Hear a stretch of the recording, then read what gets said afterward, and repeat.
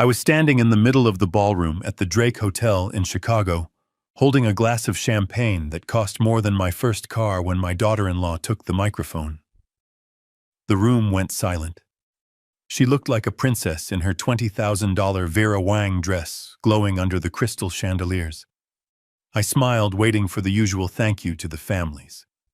Instead, she pointed a manicured finger directly at me. "And this, everyone, is my father-in-law, Bernard. Please excuse the smell. He is the old fat pig we have to put up with." The entire room of 300 guests erupted in laughter. My own son, the groom, didn't stand up. He didn't defend me. He just looked down at his shoes and chuckled nervously. They thought I was just a broke retired mechanic from Detroit. They had no idea that I had just bought the company her father worked for that very morning. Before I continue this story, let me know where you are watching from in the comments below. Hit like and subscribe if you have ever been underestimated by people who judged a book by its cover. My name is Bernard Kowalski, but my friends call me Bernie. I am 67 years old, and I have spent the last 40 years of my life with grease under my fingernails and diesel fumes in my lungs. To look at me, you would see a man who shops at Walmart, drives a 10-year-old Ford F-150, and struggles to button his suit jacket over a belly built on diner food and long shifts. That is exactly what I want you to see. It is the perfect camouflage. What you do not see is the man the Wall Street Journal calls the butcher. You do not see the founder of Kowalski Logistics, a supply chain empire that moves everything from automotive parts to medical supplies across 48 states. You do not see the man who specializes in buying failing companies, stripping them of their dead weight, and turning them into gold mines. I do not wear my wealth. I do not drive it. I keep it in the bank, compounding, waiting for moments like this. I arrived at the wedding 10 minutes late. It was not because I am disorganized.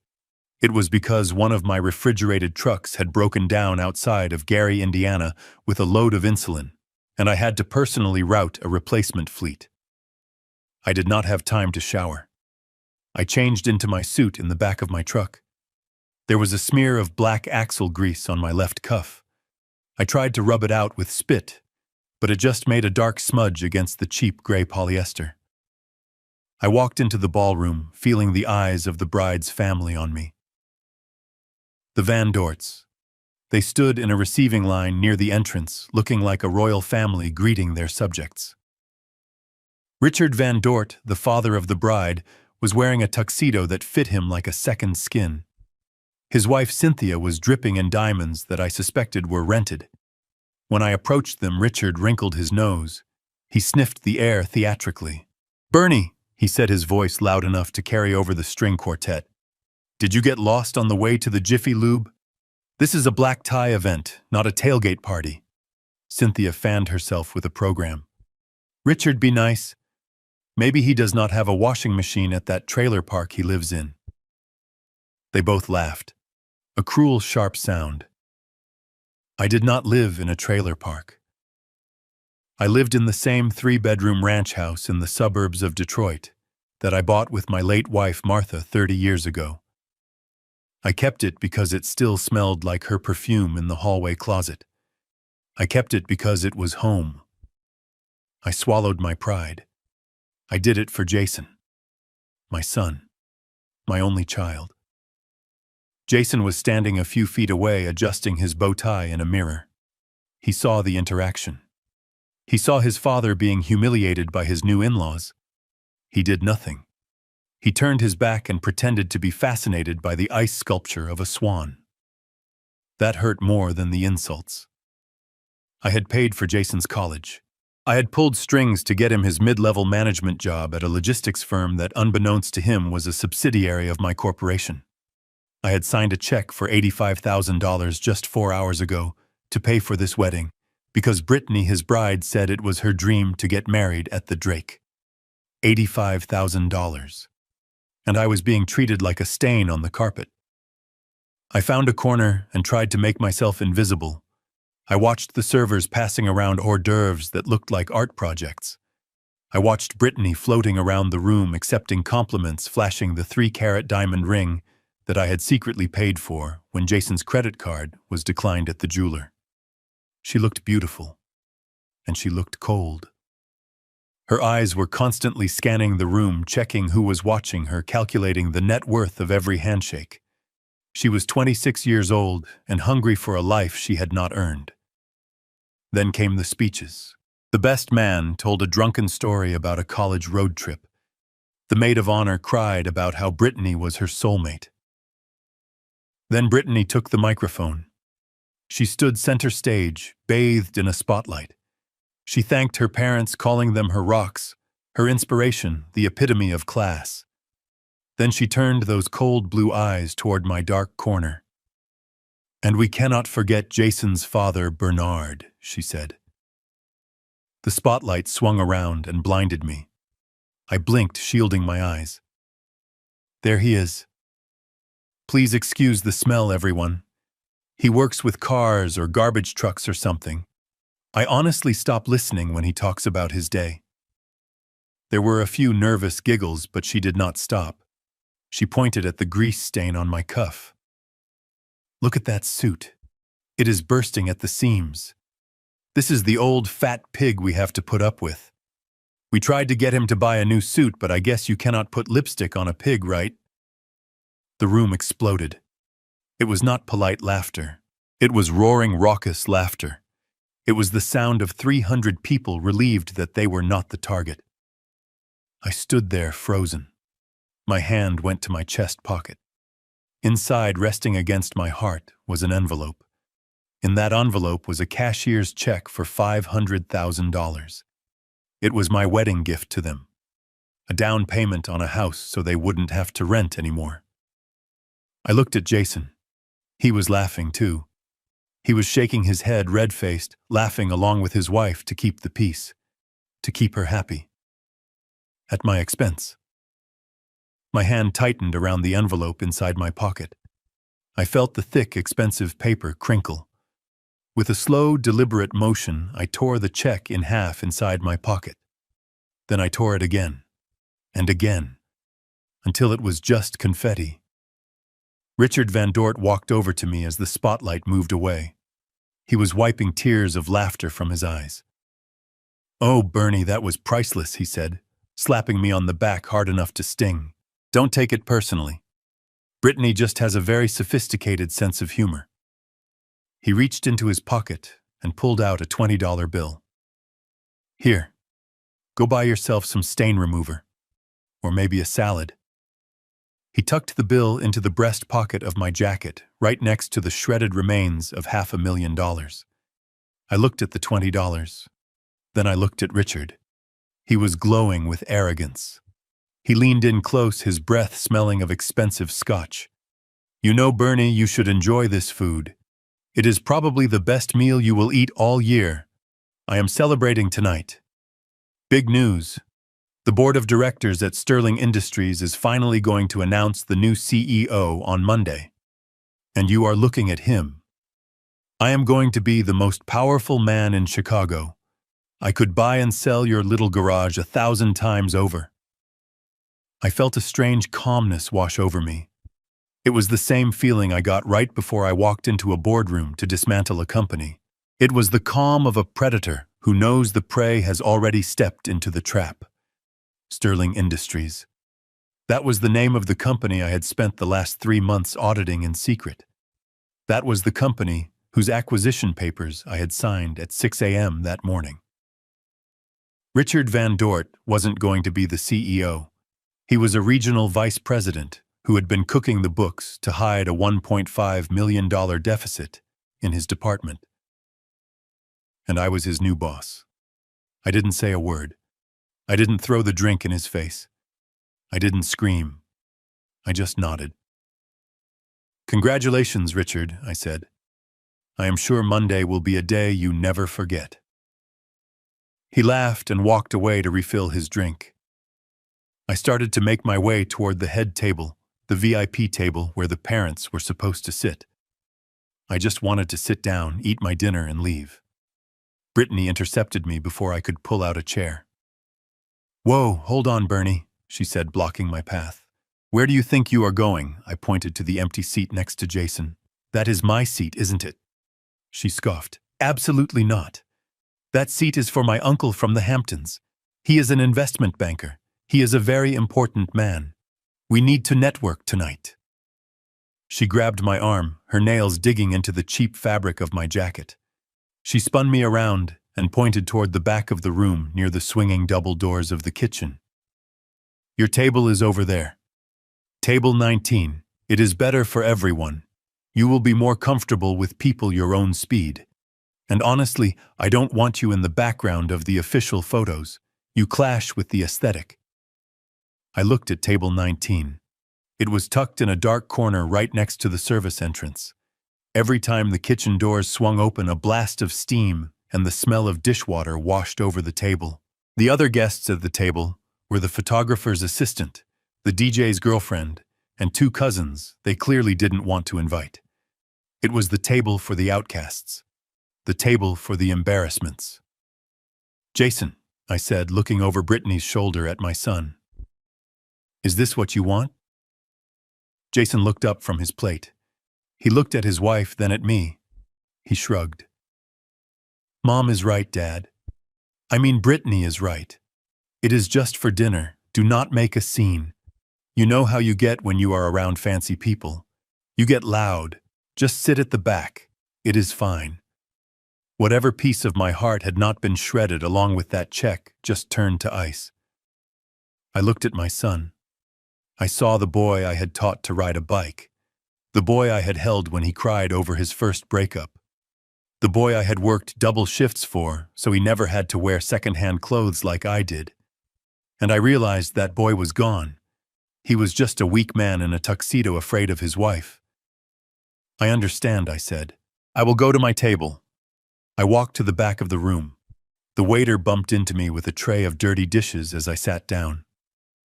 The chair was wobbly. The tablecloth had a wine stain on it that hadn't been washed out.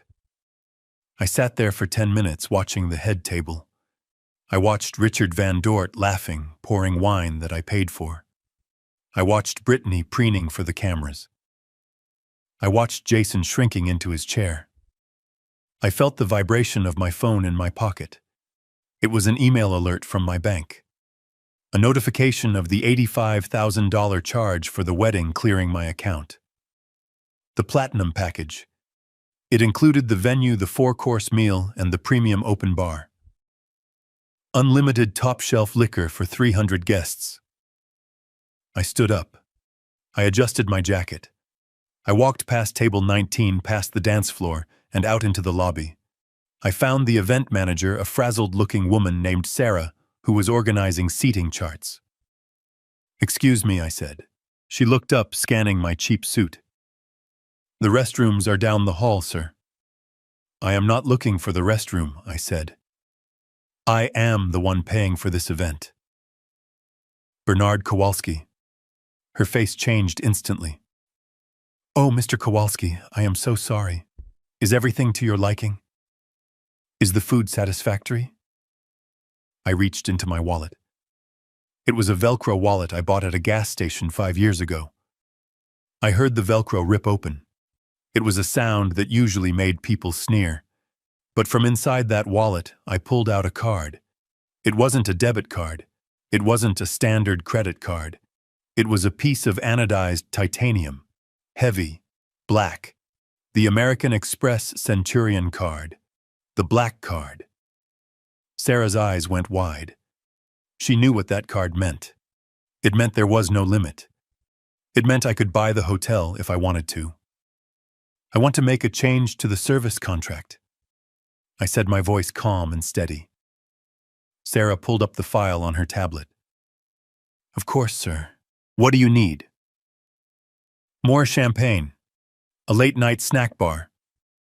No, I said. I want you to cancel the open bar. Immediately. As of this second, this is a cash bar. Sarah blinked. Sir, the open bar is the main feature of the Platinum package. The guests have been drinking Grey Goose and Macallan all night. If we switch to cash now, I want it switched, I interrupted. And I want the prices set to the hotel's standard maximum rate. $25 for a cocktail, $15 for a beer. And I want you to instruct your bartenders to collect payment for every drink served from this moment forward. No exceptions. Not for the bride. Not for the father of the bride. No one. But Sir Sarah stammered, "This will cause chaos. They are going to be furious." I looked her in the eye. "I am paying the bill, Sarah. Is it my signature on the contract?" She nodded. "Then do it. Or I dispute the entire $85,000 charge right now." She swallowed hard. "Yes, sir. I will radio the bar staff immediately." I put the black card back into my Velcro wallet and walked back into the ballroom. I didn't go to table 19. I leaned against a pillar in the back, crossing my arms over my chest, covering the grease stain. I waited. It took exactly 4 minutes. I saw Richard Van Dort walk up to the bar. He slammed his hand on the counter and shouted, "Another scotch! Make it a double!" The bartender, a young guy who looked terrified, poured the drink.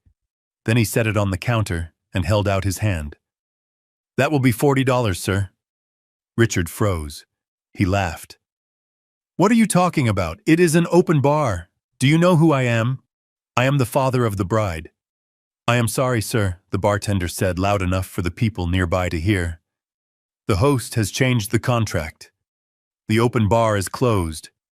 It is cash only from now on." Richard's face turned a shade of purple I had never seen before. "What host? I am the host. This is my daughter's wedding." "Actually," the bartender said, checking a slip of paper. "The host is listed as a Mr. Bernard Kowalski. He just cut off the tab." Richard spun around. He scanned the room, his eyes wild. He saw me standing by the pillar. I raised my hand and gave him a little wave. Then I pointed to my pocket, miming the motion of putting money in. The whisper started at the bar and spread through the room like a wildfire. "The free booze is gone. You have to pay. $20 for a beer." Brittany was on the dance floor when her maid of honor ran up and whispered in her ear. Brittany stopped dancing. She looked at the bar where a line of angry guests was already forming wallets being pulled out reluctantly. She looked at Richard, who was screaming at the bartender. Then she looked at Miso. Her face twisted into a mask of pure rage. She hiked up her dress and stormed across the dance floor toward me. The music seemed to fade away. The laughter died. She stopped inches from my face. "You," she hissed. "What do you think you are doing? You are ruining my wedding." I looked at her. I looked at the expensive dress I paid for, the flowers I paid for, the food I paid for. "I didn't ruin your wedding, Brittany," I said. "I just adjusted the budget. Pigs are notoriously cheap, didn't you know?" She gasped. "How dare you? Fix this. Fix this right now, or I swear to God, Jason will never speak to you again." Jason appeared at her elbow. He looked terrified. "Dad, please. Just turn it back on. You are embarrassing us. Everyone is looking." They were looking. 300 people were watching the old fat pig in the dirty suit stand his ground. "I am not embarrassing you, Jason," I said. "You embarrassed yourself when you let your wife call me a pig on a microphone. You embarrassed yourself when you put me by the toilet. You want free drinks? Buy them yourself. You have a job. Oh wait, I forgot. I got you that job, and I pay your rent. Maybe you should save your money." Richard Van Dort came charging up, his face sweaty. "Listen to me, you miserable little mechanic," he shouted, poking a finger into my chest. "You turn that tap back on, or I will destroy you. I will make one phone call and have your little shop condemned. Do you hear me?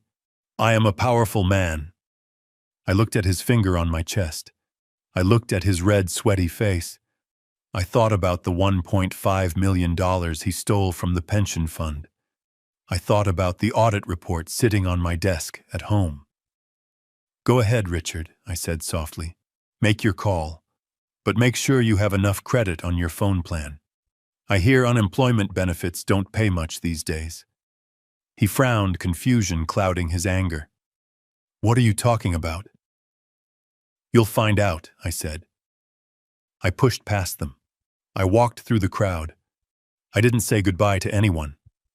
I walked out the front door of the Drake Hotel into the cool Chicago night air. I climbed into my rusty Ford F-150. It smelled like oil and stale coffee. It smelled like hard work. I drove home alone, but I wasn't sad. I was energized. I took my phone out and dialed a number I had on speed dial. It rang once. Mr. Kowalski. It was Mr. Blackwood, my corporate attorney, a man who made sharks look like goldfish. It was 11 p.m. on a Saturday, but he answered on the first ring because I pay him enough to never sleep. "I hope I am not disturbing you, Arthur," I said. "Never, sir." "What do you need?" "I need you to prepare a file," I said. "First, I want a full forensic audit of Richard Van Dort's tenure at Sterling Industries ready for the board meeting on Monday morning. I want every penny he stole documented." "Consider it done," Blackwood said. I could hear the smile in his voice. "And Arthur?" "Yes, sir. Initiate the eviction protocols for the property on Elm Street, the one occupied by Jason Kowalski and Brittany Van Dort. It is a company asset, correct?" "Technically, yes, sir. It is owned by the holding company." "Good. Serve them the notice tomorrow morning." "Sunday. I want them out by noon." There was a pause. "Sir, that is your son." "I know who it is, Arthur. Just do it." I hung up the phone. I pulled into my driveway. The house was dark. It was quiet. I walked into the kitchen and made myself a bologna sandwich. I ate it standing over the sink. It was the best meal I had eaten all year. The war had started, and they had no idea they were fighting a tank with a water pistol. I walked out of the revolving doors of the Drake Hotel, and the silence of the Chicago night hit me like a physical weight. Behind me inside the ballroom, the chaos I had orchestrated was just beginning to simmer. I could hear the muffled bass of the music, but I knew the mood had shifted. The free ride was over. The flow of premium vodka had stopped, and with it the illusion that my son's new family could drink my bank account dry without consequence. I did not wait for the valet. I never use valets. I do not like other men driving my truck. I walked across the street to the self-park garage where I had left my 10-year-old Ford F-150. It was a long walk, but I needed the cold air to clear the smell of expensive perfume and hypocrisy from my lungs. I had just reached the third level of the parking garage, my hand reaching for the door handle of my truck, when I heard the heavy metal door of the stairwell slam open. The sound echoed off the concrete walls like a gunshot. I did not turn around immediately. I knew who it was. The heavy, frantic footsteps gave him away. It was the sound of a man who was not used to running, a man who was used to snapping his fingers and having things brought to him. "Hey, you! Stop right there!" The voice was breathless and slurring slightly. It was Richard Van Dort. I turned slowly. He was standing under the fluorescent lights of the garage, his tuxedo jacket unbuttoned, his face a mask of red, sweaty fury. He looked out of place against the backdrop of parked cars and oil stains. He looked like a penguin lost in a mechanic's shop. He marched toward me, his patent leather shoes clicking angrily on the concrete. "You think you are funny, don't you?" Richard shouted, his voice echoing in the empty garage. "You think this is some kind of joke? Cutting off the bar, do you have any idea who I have inside there? I have investors. I have partners. I have people who are going to decide my future on Monday morning, and you are making me look like a cheapskate." I leaned back against the bed of my truck. I crossed my arms over my chest. I looked him up and down. I didn't say a word. I learned a long time ago in business that silence is louder than screaming. If you let a foolish man talk long enough, he will eventually tell you everything you need to know to destroy him.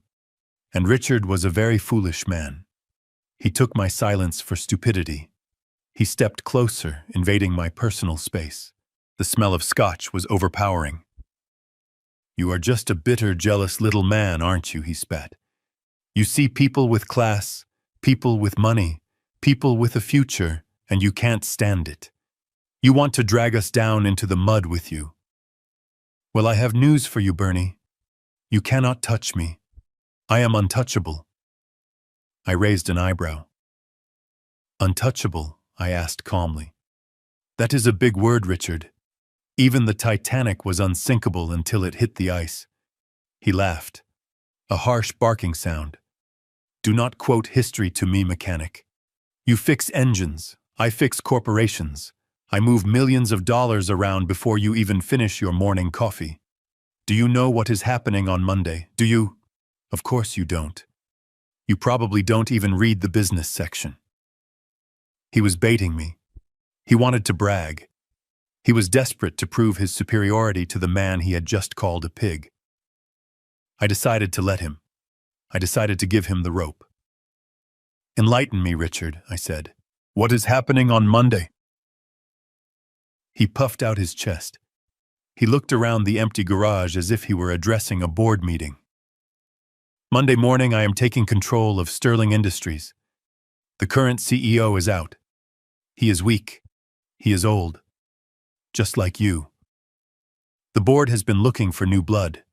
Someone aggressive. Someone who knows how to cut costs and drive revenue. And that is me. I am the regional vice president of North American sales right now, but as of 9 a.m. Monday, I am the man in charge." I felt a cold prickle on the back of my neck. Sterling Industries. The name hung in the air between us. It was the final confirmation. The final piece of the puzzle I hadn't realized was missing until this exact second. For the last 3 months, my team at Kowalski Logistics had been conducting a stealth due diligence on a failing manufacturing giant called Sterling Industries. We had been looking at their books, their assets, their liabilities. We had found a company that was bleeding cash. We had found a supply chain that was broken. And we had found a massive, unexplained discrepancy in the regional sales division. $1.5 million. That was the hole in the balance sheet. It had been hidden under vague consulting fees, inflated travel expenses, and vendor contracts that looked suspicious. My auditors had flagged it as potential embezzlement, but they hadn't put a name to it yet. They just had a title, Regional VP of North American Sales. I looked at Richard Van Dort. I looked at his $5,000 tuxedo. I looked at the Patek Philippe watch on his wrist that cost more than my truck. I thought about the house he lived in, which my background check said was leased. I thought about the wedding he hadn't paid a dime for. And suddenly the math worked. The $1.5 million wasn't lost.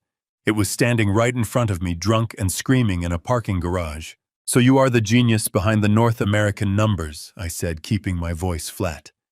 "I heard that division was having some cash flow issues." Richard froze for a second. His eyes narrowed. "Who told you that?" he demanded. Then he waved his hand dismissively. "It doesn't matter. You wouldn't understand high finance. Those are just accounting adjustments. Deferred revenue. It is complicated. It takes a certain level of intellect to understand how to move capital to maximize corporate leverage." He had almost said personal gain. He caught himself, but the slip was there.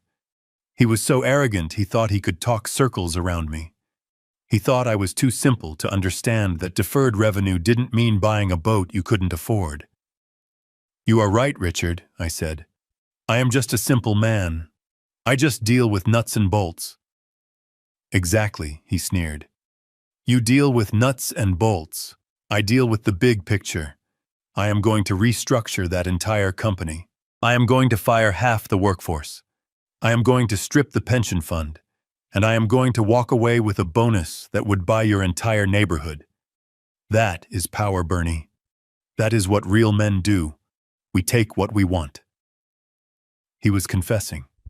He was laying out his entire strategy for destroying the company I had just bought. He was telling me exactly why I had acquired Sterling Industries in the first place. I bought it to save it. I bought it because it had good bones and good workers, but it was being rotted from the inside by parasites like him. And now the head parasite was standing in front of me bragging about the infection. I felt a fire in my belly that I hadn't felt in years. It wasn't anger anymore. It was duty. It was the absolute certainty of what had to be done. But I couldn't show it yet. Not here. Not in the garage. The trap had to be sprung publicly. It had to be absolute. "You seem very confident, Richard," I said. "I hope Monday goes exactly as you expect." "It will," he said. "And you know what? Since I am going to be so rich, let me help you out." He reached into his pocket again. He pulled out a wad of cash. It was the same money clip I had seen earlier. He peeled off another $20 bill. He crumpled it into a ball and threw it at my face. It bounced off my cheek and landed on the dirty concrete floor. "There," he said. "Gas money. Take your rusty piece of junk truck and get out of here. Go back to Detroit. Do not come to my house. Do not call my daughter. You are an embarrassment to Jason. You are an embarrassment to this family. If I see you again, I will have security throw you out." He turned on his heel and began to walk away. He didn't look back. He assumed I would pick up the money. He assumed I would crawl away in shame. He assumed he had won. I watched him go. I watched him stagger slightly as he reached the door to the stairwell. I waited until the heavy metal door slammed shut behind him. Then and only then did I move. Ascend. I bent down. I picked up the crumpled $20 bill from the oil-stained floor. I smoothed it out against the hood of my truck. I folded it neatly and put it in my pocket. I would give it back to him. I would give it back to him on Monday morning. I unlocked my truck and climbed into the driver's seat. The leather was cracked and worn. The engine roared to life with a rumble that shook the frame. It was a solid sound, a real sound. I pulled out of the parking spot and drove toward the exit gate. I paid the parking fee with my own card. I didn't ask for a receipt. As soon as I was on the highway, heading away from the city lights and into the darkness of the interstate, I pulled out my phone. I hit the speed dial for Arthur Blackwood. He picked up immediately. "Mr. Kowalski," Blackwood said. His voice was crisp, alert. "I assume you have left the festivities." "I have," I said. "And Arthur, the scope of the audit has changed." "How so, sir?" "I just had a conversation with Richard Van Dort. He is under the impression that he is being promoted to CEO on Monday. He also alluded to the fact that the financial discrepancies in the North American division are his personal handiwork. He called them accounting adjustments for leverage." I could hear the sound of typing on the other end of the line. Blackwood was already working. "That is unfortunate for him, sir. It is going to be more than unfortunate, Arthur. I want you to wake up the entire forensic accounting team. I don't care what time it is. Pay them triple overtime. I want a complete reconstruction of every expense report, every vendor contract, and every wire transfer Richard Van Dort has authorized in the last 5 years. I want to know where the money went. I want to know if he has shell companies. I want to know if he is paying for his house, his car, and his daughter's wedding with company funds. We can do that, sir. It will take all night." "Good. I want the file on my desk at the Sterling Industries headquarters by 7 a.m. Monday." "And Arthur?" "Yes. Mr. Kowalski, I want you to draft a termination letter for cause, gross misconduct, embezzlement, breach of fiduciary duty, and I want you to contact the district attorney's office. See if we can get a fraud investigator on standby." "Sir, are you looking to have him arrested?" "I am looking to bury him, Arthur. He called me a pig. He threw money at me. He threatened to destroy my shop. I want to show him what a real butcher does. I want to strip him of everything. His job, his reputation, his freedom. I want him to walk out of that building in handcuffs. Understood, sir. The team is starting now. And one more thing, Arthur. Yes, the house that Jason and Brittany are living in. The one on Elm Street. Yes, sir. The eviction notice is prepared for tomorrow morning. Add a clause to the filing. I want an immediate inspection of the property for damages. If they have so much as scratched the paint, I want to sue them for the repairs. And cancel the lease on the Audi that Brittany drives. It is a company car leased through a subsidiary of Sterling, isn't it? I believe it is, sir. Richard arranged it as a perk for his daughter. Repo it. Tonight. I want her to wake up tomorrow morning with no house and no car. I want them to feel the floor drop out from under them. I want them to know that the pig has decided to roll in the mud. Consider it done, Mr. Kowalski. I hung up the phone. The highway stretched out before me, empty and dark. The headlights of my truck cut through the night. I wasn't tired. I wasn't hungry. I was focused. Richard Van Dort thought he was playing a game of status. He thought he was winning because he had a tuxedo and a title. He didn't realize he was playing a game of survival, and he had just poked the only animal in the forest that he should have run from. I turned up the radio. Classic rock. The Rolling Stones. I tapped my fingers on the steering wheel. I had 48 hours until the board meeting. 48 hours to prepare the slaughter. I drove into the night, the $20 bill burning a hole in my pocket, waiting for the sun to rise on my judgment day.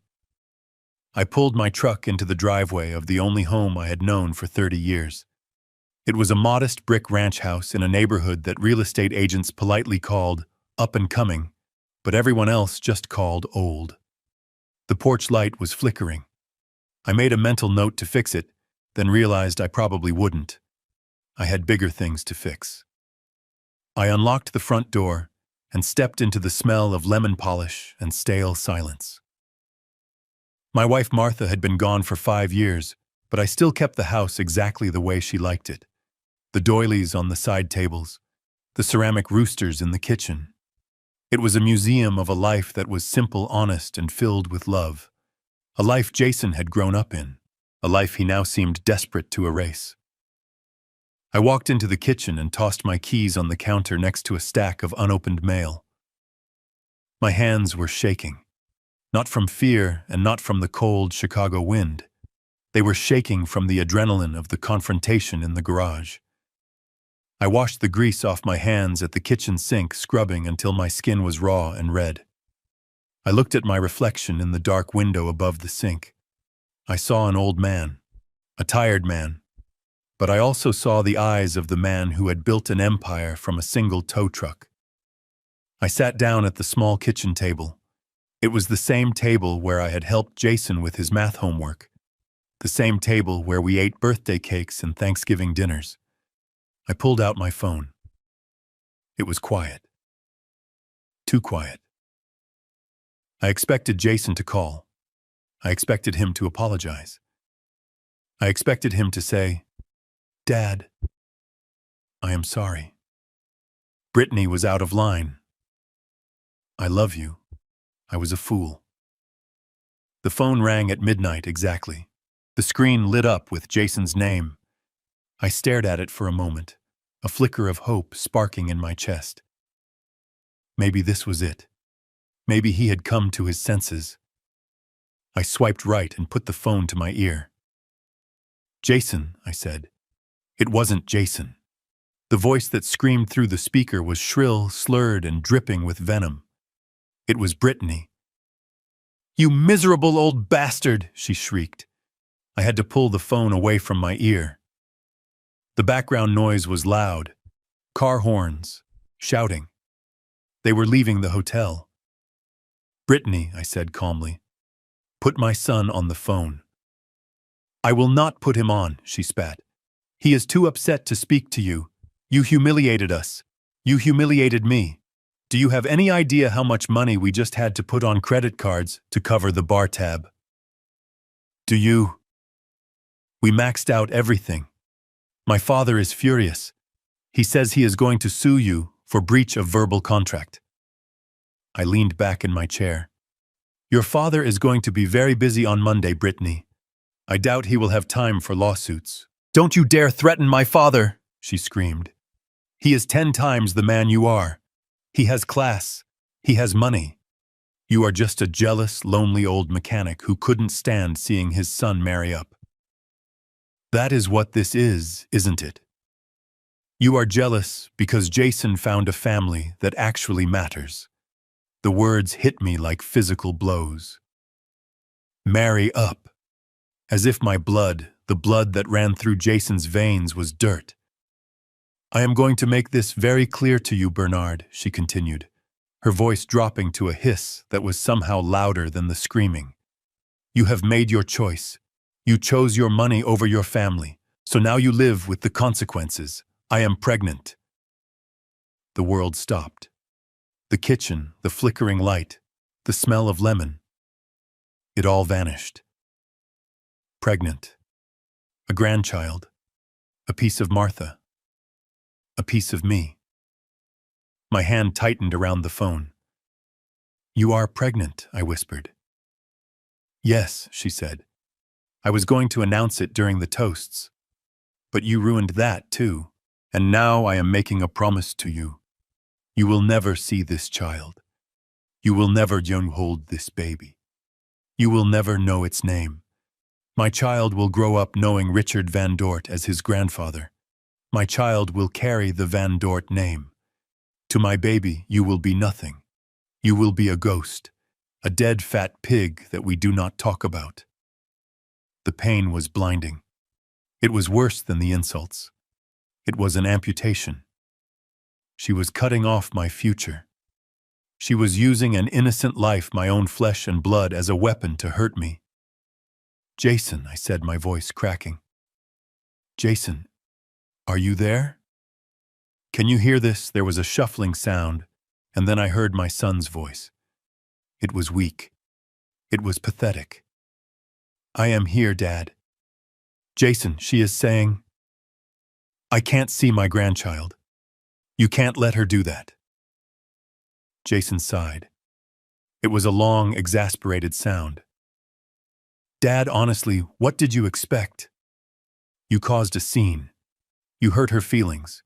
You ruined her big night. She is emotional. She is hormonal.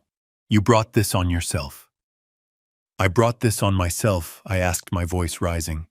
I paid $85,000 for a party where I was insulted on a microphone. I was seated by the toilet. And when I defended myself, you stood there and watched. And now you are letting her use my grandchild as leverage. You are not listening, Dad, Jason shouted. For the first time, he sounded angry, but not at her, at me. You always have to be the victim. You always have to make it about you. Look, Brittany is my wife. She is my family now. You are just my dad. If she says you don't see the kid, then you don't see the kid. Maybe in a few years, if you apologize, if you make it right financially, we can talk. But right now, you are out. You are done. Make it right financially. There it was. The ransom note. If I paid up, if I groveled, if I opened the checkbook again, maybe I could buy a few minutes with my grandson. They were selling access to my own family. I closed my eyes. I pictured Jason as a toddler running into my arms. When I came home from the garage, grease on my clothes, smiling. I pictured him graduating high school, looking for me in the stands. I tried to find that boy in the voice on the phone, but he wasn't there. That boy was dead. He had been killed by greed and weakness. Okay, Jason, I said softly. I understand. Good, Jason said, sounding relieved. I am glad you finally get it. We are going to Brittany's parents' house tonight. Don't call us. We will call you when we are ready to accept your apology. The line went dead. I sat in the silence of my kitchen for a long time. The refrigerator hummed. The clock on the wall ticked. I looked at the photos on the fridge. Jason at camp. Jason at prom. I stood up and walked over to the fridge. I took the photos down one by one. I didn't rip them. I just put them face down on the table. Then I walked to my home office. It was a small room off the living room with a heavy oak desk and a secure laptop.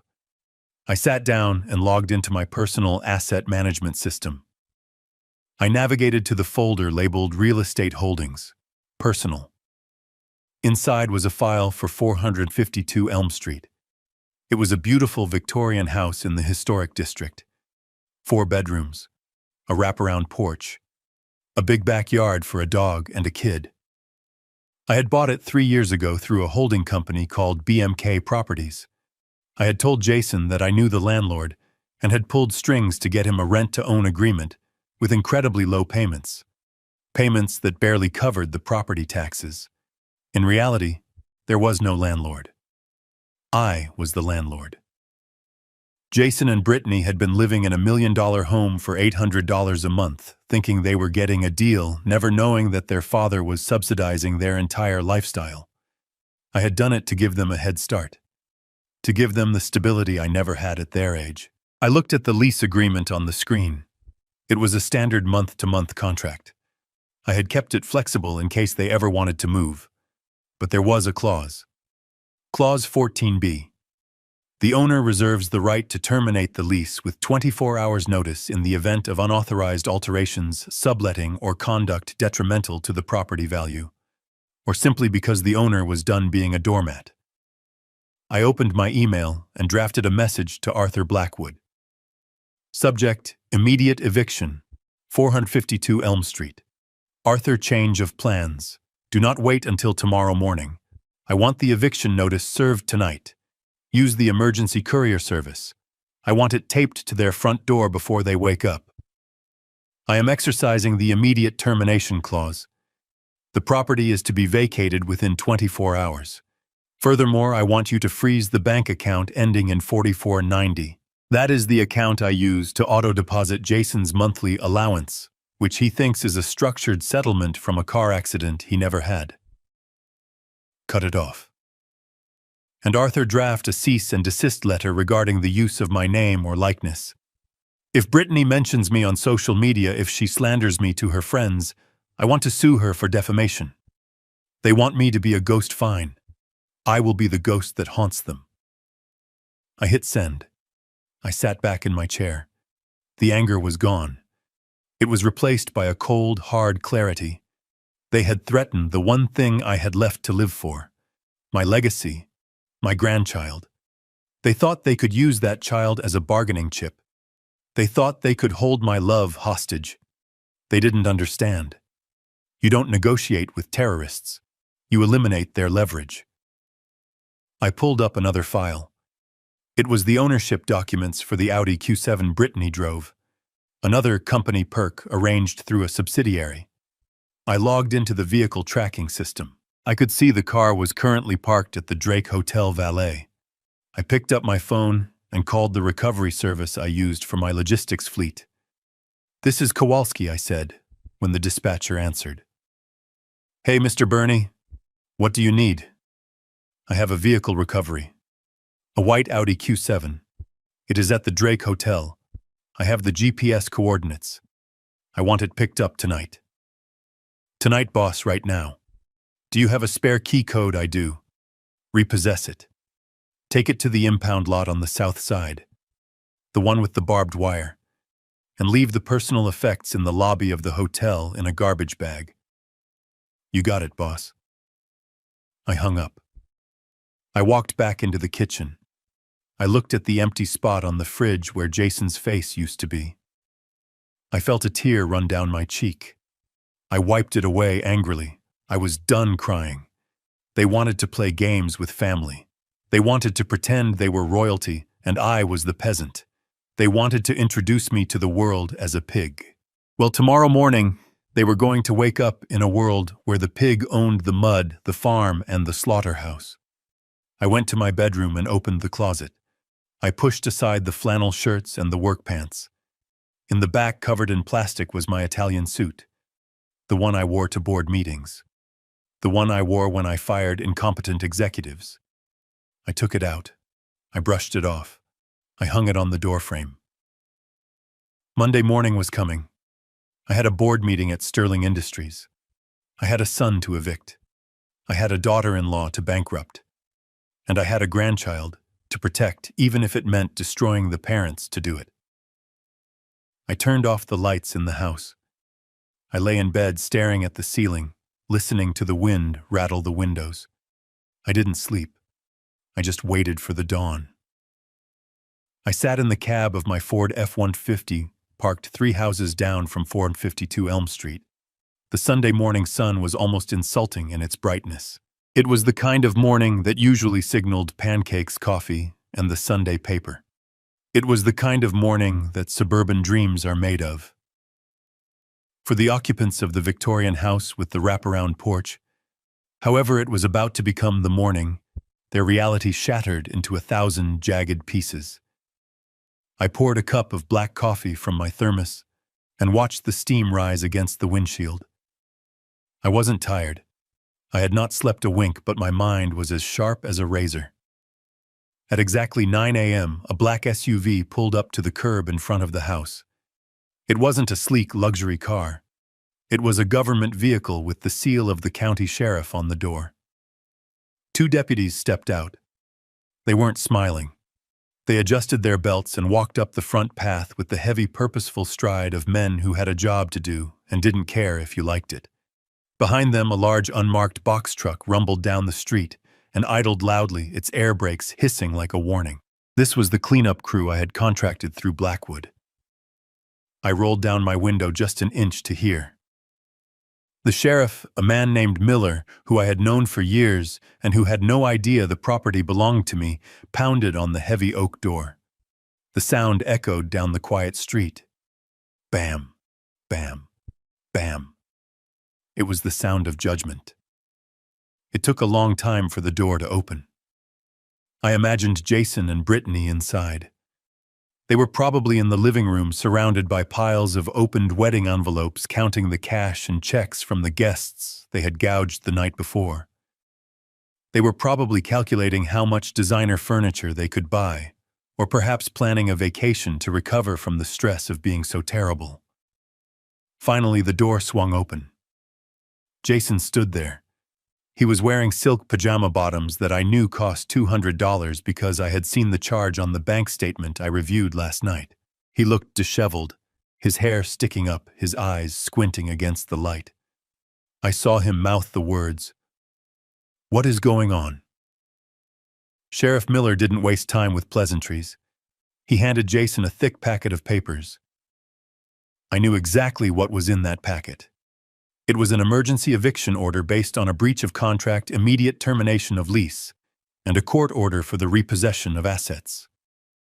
Jason looked at the papers, then back at the sheriff. He laughed. I saw his shoulders shake. He thought it was a mistake. He thought it was a prank. He tried to close the door. Sheriff Miller put a heavy boot in the doorframe. He said something that made Jason freeze. Then the sheriff pointed to the lawn. He wasn't asking. He was telling. A moment later, Brittany appeared behind Jason. She was wrapped in a white robe that looked like it was made of clouds. She pushed past Jason and started screaming. I couldn't hear the exact words from this distance, but I knew the tone. It was the "Do you know who I am" tone. It was the screech of entitlement hitting a wall of authority. She pointed a finger in the sheriff's face. That was a mistake. The sheriff stepped into the foyer. The 2 deputies followed. The crew from the box truck jumped out. There were 6 of them. Big men with thick gloves and no patience. They marched up the steps like an invading army. I took a sip of coffee. The show was starting. For the next hour, I witnessed the systematic dismantling of a facade. It wasn't a gentle move. They weren't carefully wrapping crystal glasses in bubble wrap.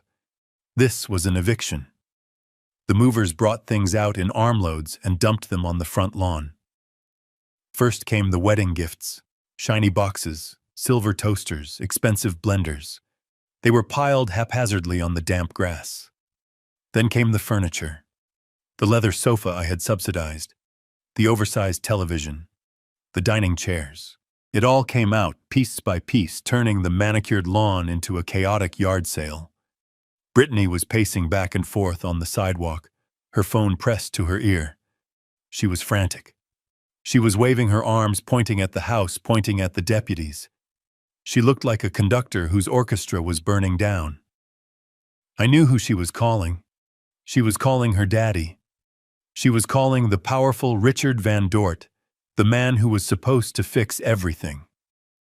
I pulled out my own phone and checked the time. It was 9:30.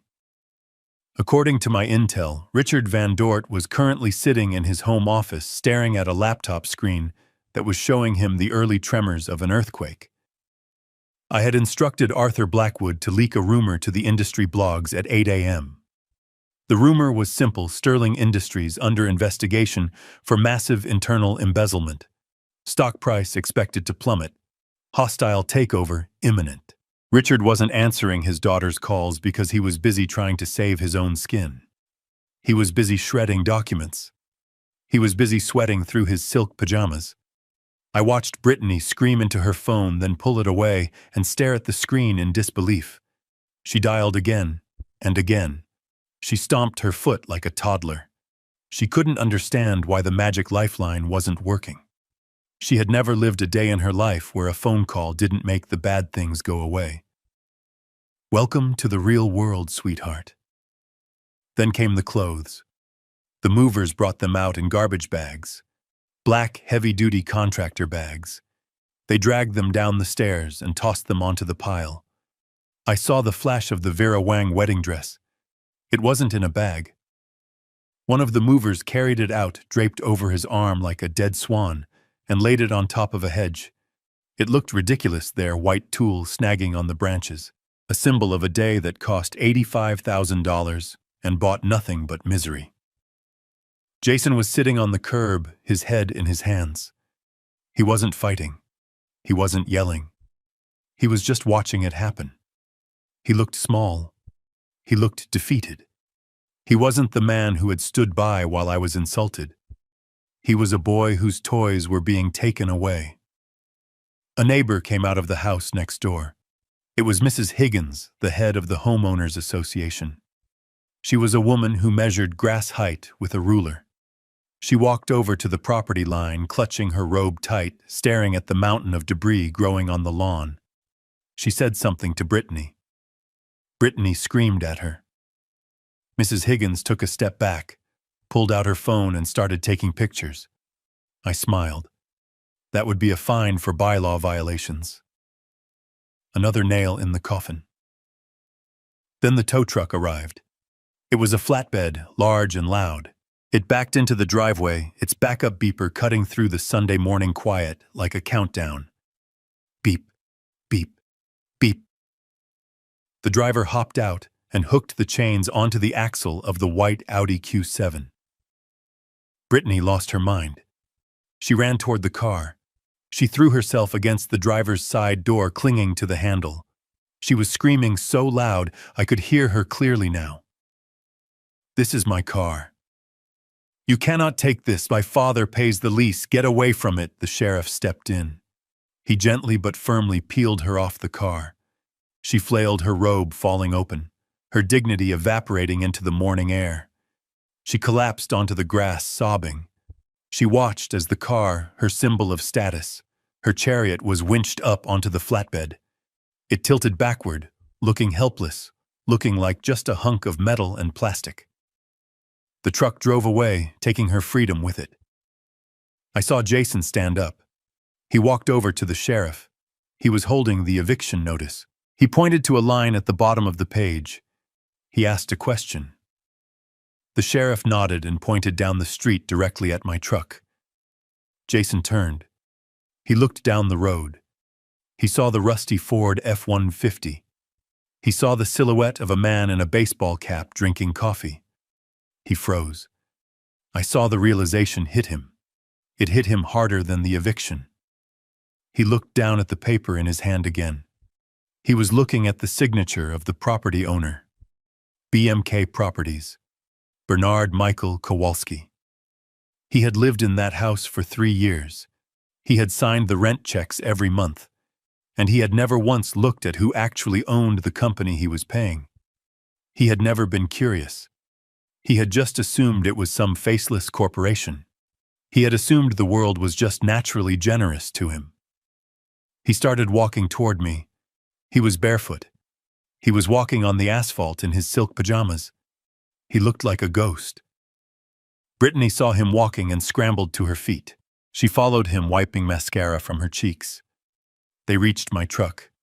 Jason put his hand on the hood as if to steady himself. He looked through the windshield. His eyes were red hollow. "Dad," he whispered. The glass muffled his voice, but I read his lips. I rolled down the window. The smell of fresh coffee drifted out to meet the smell of their desperation. "You own the house?" Jason asked. His voice was trembling. "You are the landlord." I took a slow sip. "I am," I said. "BMK Properties. You never asked what the initials stood for. But why? Why are you doing this?" "We have nowhere to go. All our stuff is on the lawn. They took the car. Dad, this is insane. You have to stop them." I looked past him to Brittany. She was standing behind him, shivering. She wasn't screaming anymore. She looked terrified. She looked at me, the pig, the mechanic, and she saw something she didn't recognize. She saw the man who held the keys to her entire existence. "I am not doing anything, Jason," I said. "I am just correcting a mistake. I made the mistake of thinking I could buy you a good life. I made the mistake of thinking that if I cushioned the blow of the real world, you would grow up to be a strong man. But I just made you soft. And I made you ungrateful." Brittany stepped forward. Her voice was shaking. "Bernard, please. I am pregnant. You cannot throw a pregnant woman on the street. It is illegal. It is immoral." I looked at her stomach. I looked at her eyes. Illegal, no. I checked the statutes. Immoral, maybe. But you told me last night that I would never see that child. You told me I was a ghost. Ghosts don't pay mortgages, Brittany. Ghosts don't provide luxury SUVs. If you want to raise a Van Dort, go ask the Van Dorts for a house. She flinched. "My dad." "He isn't answering." "I know," I said. "He is having a very bad morning, and it is going to get worse." Jason gripped the window frame. "Dad, stop. Please. We are sorry." "Okay. We are sorry about the wedding. We are sorry about the jokes. Just tell them to put our stuff back inside. We will pay you back, I promise." "You will pay me back?" I asked. "With what money, Jason? The money I give you every month, the allowance, because I cut that off too. The bank transfer scheduled for tomorrow morning has been canceled." Jason looked like he was going to be sick. He swayed on his feet. You pay my allowance." I thought that was the settlement. From the insurance. There was no settlement, Jason. You never had a car accident. I made that up so you wouldn't feel like a charity case. I have been paying your bills for 3 years. I have been keeping you alive. And how did you repay me? You watched your wife call me a pig. You put me by the kitchen door. I started the engine of my truck. The rumble was loud, drowning out his whimpering. "Jason," I said, "you have a lot of work to do. It looks like it is going to rain later. You better get your stuff covered." I put the truck in gear. "Dad, wait. Where are we supposed to go?" I looked at him one last time. "I don't know, son. You are a smart boy. You have a college degree that I paid for. Figure it out." I rolled up the window. I drove away slowly. In the rearview mirror, I saw them standing in the middle of the street. 2 figures in expensive sleepwear, surrounded by a pile of garbage that used to be their life. They looked small. They looked lost. And for the first time in a long time, they looked real. I drove toward the city. The sun was high in the sky now. The day was just beginning.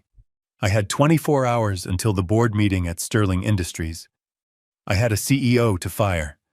I had a company to save. And I had to stop at a suit store. The one I was wearing had a grease stain, and tomorrow I needed to look like the executioner. I felt a vibration in my pocket. It was a text message from Arthur Blackwood. Subject: Audit Update. Sir, you are going to want to see this. The hole in the Sterling pension fund isn't just 1.5 million. We found a secondary ledger. Richard Van Dort has leveraged the company's assets to secure personal loans totaling over $4 million, and he used the company's health insurance fund as collateral. I smiled. It was a cold, hard smile. $4 million. He hadn't just stolen from the company. He had stolen from the workers. He had stolen their health. He wasn't just a thief. He was a monster. And tomorrow I was going to cut his head off. I spent the rest of Sunday afternoon in my home office preparing for the kill. The dossier Arthur Blackwood had sent over was thick, heavy, and damning. It painted a picture of a man who was not just a thief, but a desperate gambler, betting with other people's livelihoods. Richard Van Dort had built a life on quicksand, and I was about to turn on the hose. Outside, the sky was turning a bruised purple, threatening a storm that perfectly matched the mood. I had just finished reviewing the foreclosure documents on Richard's leased mansion when my phone rang. It was a number I didn't have saved, but the area code was from the affluent suburb where Richard rented his life. I let it ring 3 times before answering. I wanted him to sweat. I wanted him to imagine I wasn't there, that his lifeline was cut. When I finally slid my thumb across the screen, I didn't say hello. I just listened. The breathing on the other end was heavy, jagged, the sound of a man running out of air.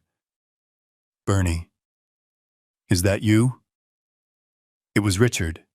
His voice had lost the smooth, polished veneer of the night before. It sounded raw. There was a desperate edge to it, a tremor he was trying to hide with volume. In the background, I could hear the distinct sound of a woman crying. It sounded like Brittany. I am here, Richard, I said calmly. I assume you are calling to thank me for returning the $20 you dropped. Don't you play games with me, you son of a bitch, he shouted. The veneer cracked completely. You evicted them. You threw your own son and my pregnant daughter onto the street like garbage. Do you have any idea what kind of chaos you have caused? They are here, Bernie. They are in my living room. All their junk is in my foyer. My wife is having a panic attack. I took a sip of water. I imagined the scene. The rented mansion filled with the debris of Jason's life, the clash of 2 fake empires colliding.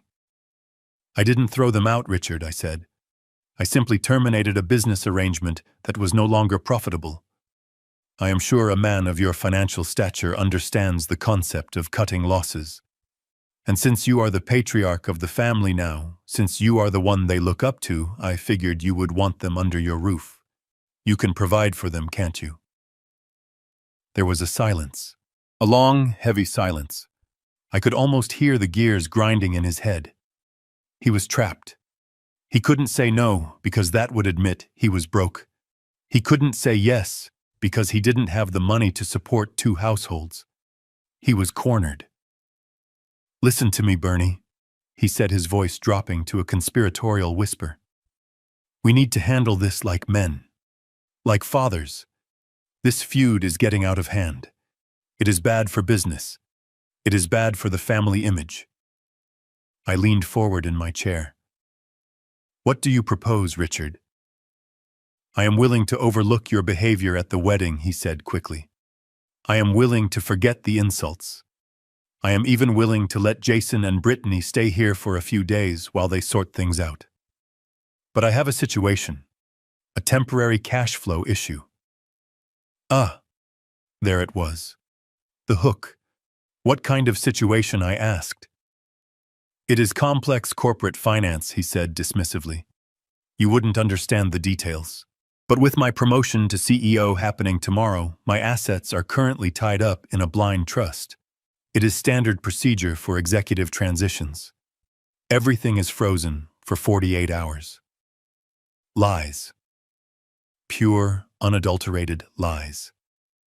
His assets weren't in a blind trust. They were non-existent. His bank accounts were empty because he had spent the last month trying to cover the holes in the pension fund before the auditors arrived. So you are saying you are broke, Richard? I am not broke, he snapped. I am illiquid. There is a difference. Look, I need a bridge loan, a personal guarantee, just to smooth things over until the board finalizes my compensation package on Tuesday. How much, I asked. $200,000, he said. The number came out too fast. He had been rehearsing it. $200,000, I repeated slowly. That is a lot of money for a mechanic, Richard. Why would I give you $200,000? Because if you don't, he hissed, his voice turning cold and nasty, I will destroy you. I waited. I let the threat hang in the air. How, Richard? How will you destroy me? I have friends, Bernie. Powerful friends. I know the zoning commissioner in your district. I know the health inspectors. I know the EPA regulators. I can make one phone call and have your little garage shut down for environmental violations. I can have them dig up your floor looking for oil leaks. I can tie you up in litigation for years. You will lose everything. Your shop, your house, that truck you love so much. I will bury you in paperwork and fines until you are begging for change on the street corner. He was bluffing. Or at least he thought he held a royal flush when he was holding a pair of twos. He didn't know that my legal team wrote the zoning laws he was threatening me with. He didn't know that my facilities were inspected by federal agencies that made the local health inspector look like a mall cop, but I needed him to believe he had the upper hand. I needed him to believe I was scared. Please, Richard, I said, injecting a tremor of fear into my voice. Don't do that. That shop is all I have. It is my retirement.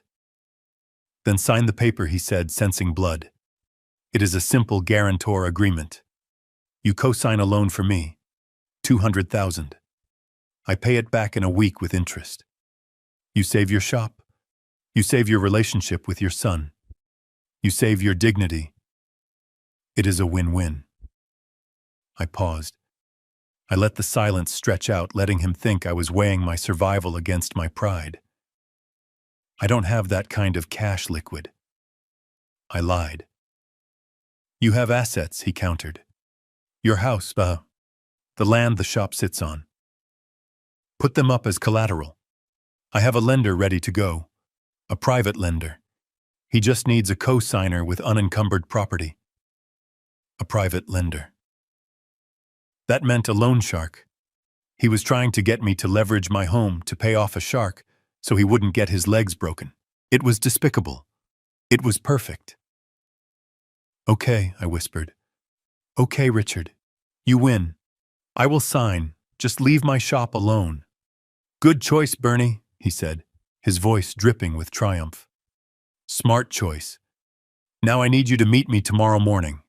Where, I asked. At my office, he said. Sterling Industries headquarters.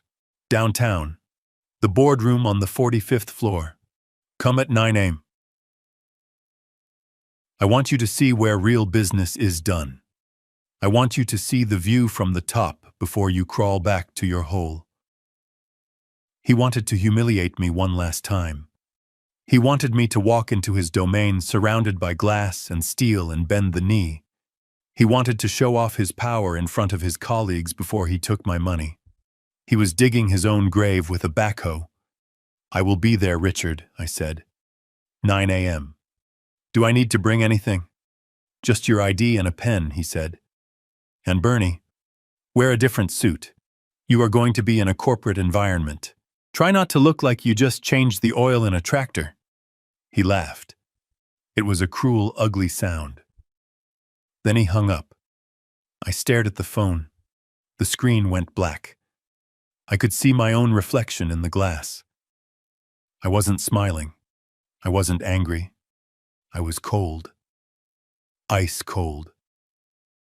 He had threatened my livelihood. He had tried to extort me.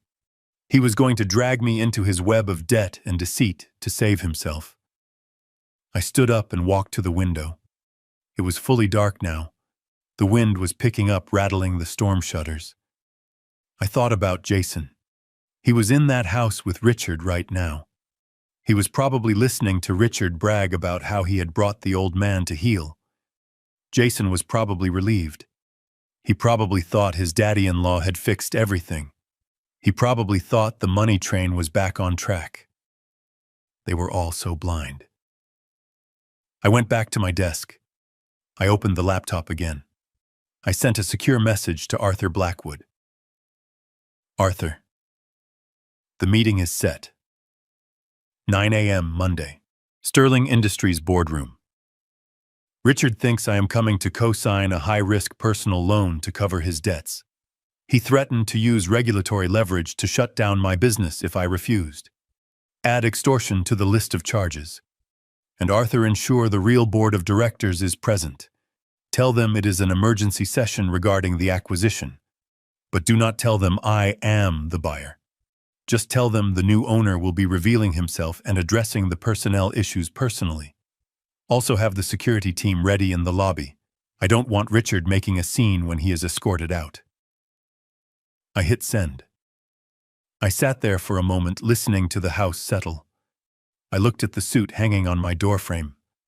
It was a Brioni, navy blue, wool and silk. It cost $6,000. I had bought it in Milan 3 years ago when I acquired a European shipping line. It was tailored to hide the belly and emphasize the shoulders. It was a suit of armor. I walked over to it and ran my hand down the sleeve. Tomorrow I wouldn't be the mechanic. Tomorrow I wouldn't be the pig. Tomorrow I would be the butcher. I went into the bathroom and shaved. I took my time. I used a straight razor. I trimmed my mustache. I looked at the lines on my face. Every wrinkle was a battle scar.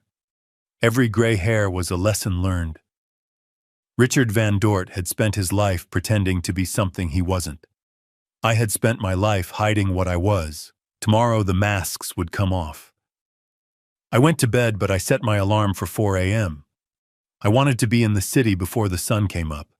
I wanted to be inside the building before Richard arrived. I wanted to be sitting in the big chair when he walked through the door. As I drifted off to sleep, I thought about the $20 bill in my pocket. I wondered if Richard would remember it when I handed it back to him. I wondered if he would understand in that final moment that the man he had called a peasant owned the castle he was standing in. The storm outside broke. Rain lashed against the roof. It was a cleansing rain. It was washing away the dirt of the weekend, washing away the wedding, washing away the lies. Tomorrow would be a new day, a clear day, a day of reckoning. The Chicago sun was biting and bright as I stepped out of the black town car in front of the Sterling Industries tower. It was a monolith of glass and steel that scraped the sky, a monument to corporate vanity that cast a long, cold shadow over the morning rush hour. I stood on the sidewalk for a moment, just breathing in the city grit. For 40 years, I had looked at buildings like this from the bottom up, usually while fixing the delivery trucks that serviced their loading docks. Today, I was looking at it as the man who held the deed in his pocket. I adjusted my cufflinks. They were solid gold, heavy against my wrists, a gift from the board of directors of a German shipping conglomerate I had acquired 5 years ago. I smoothed the lapels of my navy Brioni suit. It fit me like a second skin, the Italian wool breathing, with me tailored to hide the years of diner food and emphasize the width of my shoulders. I caught my reflection in the revolving glass doors. I didn't see Bernie the mechanic. I didn't see the pig. I saw the butcher. Arthur Blackwood stepped out of the car behind me. He was flanked by 3 junior associates, all carrying thick leather briefcases that contained the autopsy report of Richard's career. 2 private security contractors, men with necks as thick as tree trunks and earpieces coiled like snakes behind their ears, fell into step beside us. We didn't walk toward the entrance. We marched. It was a formation designed to intimidate a wedge of power cutting through the morning crowd of coffee-clutching interns and weary salarymen. We pushed through the revolving doors and entered the lobby. It was a cavernous space of polished marble and abstract art that probably cost more than my entire neighborhood. The air smelled of expensive HVAC filters and fear. Rumors of the acquisition had clearly started to leak. You could feel the tension in the way the employees huddled in corners, whispering, their eyes darting toward the elevators. They knew a storm was coming. They just didn't know I was the lightning. I walked straight to the security desk. The receptionist was a woman named Brenda. I knew her. Not personally, but I knew her face. She had been at the wedding the night before. She was one of the guests seated at table 19, the outcast table near the kitchen. She had seen me get humiliated. She had seen me get thrown out. She looked up as our group approached, her expression bored and practiced. Then her eyes landed on me. She blinked. She squinted. And then her jaw went slack. She looked at the expensive suit. She looked at the shoes that cost $2,000. She looked at the cold, hard set of my jaw. Then she looked at the security detail behind me. I saw the recognition hit her like a physical slap. She started to stand up, her hand flying to her mouth. She was about to say something, maybe ask what the mechanic was doing here, or maybe apologize for the night before. I stopped her with a single look. I didn't smile. I didn't frown. I just held a finger to my lips in a universal gesture of silence. Then I winked. It wasn't a friendly wink. It was a warning. It said, "Watch the show, but don't you dare ruin the surprise." She sat back down slowly, her face pale. She typed something furiously into her computer, but she didn't pick up the phone. She let us pass. She opened the security gates without asking for ID. She knew power when she saw it, even if she didn't understand why the groom's father was wearing it. We stepped into the executive elevator. The doors slid shut, sealing us in a capsule of silence. I watched the numbers climb. 10, 20, 30. My ears popped. With every floor, I felt the weight of the mechanic falling away. I thought about the grease under my fingernails that Richard had mocked. I thought about the crumpled $20 bill he had thrown at me. I reached into my pocket and touched it. It was my talisman, my reminder. The elevator chimed at the 45th floor. The doors opened onto a reception area that screamed excess. Persian rugs, mahogany paneling, a view of Lake Michigan that went on forever. It was quiet up here. The quiet of money. Richard Van Dort was waiting for me. He wasn't in the boardroom yet. He was pacing in the reception area, shouting into a cell phone. He looked terrible. His skin was gray and clammy, his eyes bloodshot and rimmed with dark circles. He was wearing a suit that looked expensive but wrinkled as if he had slept in it, or perhaps hadn't slept at all. He was sweating despite the chill of the air conditioning. He looked like a man holding onto a cliff edge by his fingernails. He spun around when the elevator chimed. He saw me. For a second, just a split second, I saw confusion in his eyes. He looked at the suit. He looked at the entourage. He looked at the way I stood, feet planted, hands loose at my sides. He saw a peer. He saw a predator. But then his arrogance kicked in. His brain rejected the visual data. He rewrote the narrative in real time to fit his delusion. He didn't see a billionaire. He saw a desperate mechanic who had spent his life savings on a rental tux to impress the big boss. Finally, Richard barked, snapping his phone shut and shoving it into his pocket. "You are late. I told you 9 a.m. sharp. Do you have any idea how tight my schedule is today?" He marched toward me, ignoring Blackwood, ignoring the security guards. He stopped inches from my face, bringing with him the smell of stale coffee and fear sweat. He looked me up and down, sneering. "Well, look at you," he said, a cruel laugh bubbling up from his throat. "You actually cleaned up. Where did you get the suit?" "Bernie Costume Shop. It fits a little tight in the shoulders, doesn't it?" Trying to look like a big shot for the bank, I didn't answer. I just looked at him. I looked at the man who had called me a pig. I looked at the man who had stolen millions. I looked at the man who had evicted my son. "I am here, Richard," I said. My voice was low, steady. It rumbled in my chest. "Yeah, I see that," he snapped. He turned his back on me, assuming I would follow like a dog. "Come on. The boardroom is this way. And listen to me, Bernie. When we go in there, you don't speak unless spoken to." You nod. "You sign where I tell you to sign. And you thank me for saving your miserable little life. Do you understand?" He didn't wait for an answer. He walked toward the double mahogany doors at the end of the hall. He walked with a swagger that was entirely unearned, a dead man walking who thought he was leading a parade. I looked at Arthur Blackwood. He raised an eyebrow, a silent question. Now I shook my head slightly. Not yet. I followed Richard. I walked 3 paces behind him. I let him open the heavy doors. I let him lead me into the lion's den. The boardroom was impressive. A table long enough to land a plane on, surrounded by 20 leather chairs. The walls were lined with portraits of past CEOs, stern white men who looked down with disapproval. At the far end of the room, sitting around the head of the table, were 6 people. I recognized them immediately from the dossiers. The board of directors. There was Sarah Jenkins, the chairwoman, a woman with eyes like flint. There was Marcus Thorne, the representative for the majority shareholders. There were the others, the power brokers who controlled the fate of Sterling Industries. They were sitting in silence, papers arranged neatly in front of them. They looked tense. They looked like they were waiting for an execution. Richard strutted into the room, spreading his arms wide. "Ladies and gentlemen of the board," he announced, his voice booming with false confidence.